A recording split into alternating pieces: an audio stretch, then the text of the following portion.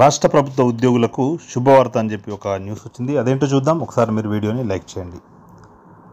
4% DA hike. Lok Sabha ఎన్నికలు సమీపిస్తున్న తరుణంలో రాష్ట్ర ప్రభుత్వ ఉద్యోగులకు గుజరాత్ ప్రభుత్వం శుభవార్త తెలిపింది. ఉద్యోగుల కరువు భత్యాన్ని 4% పెంచుతున్నట్లు శుక్రవారం ప్రకటించింది.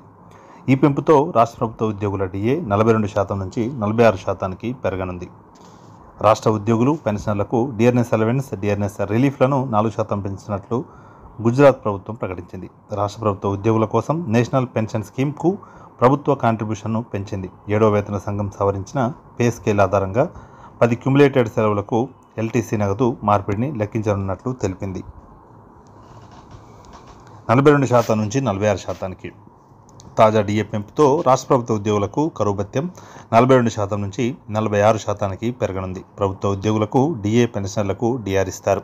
2023 జూలై 1 నుంచి డిఏను పెంచామని, గత 8 నెలల బకాయిలను ఉద్యోగులకు చెల్లిస్తామని గుజరాత్ ప్రభుత్వం తెలిపింది. డిఏ పెంపు నిర్ణయంతో సుమారు 4.45 లక్షల మంది రాష్ట్ర ప్రభుత్వ ఉద్యోగులు, 4.63 లక్షల మంది పెన్షనర్లకు ప్రయోజనం చేకూరనుంది.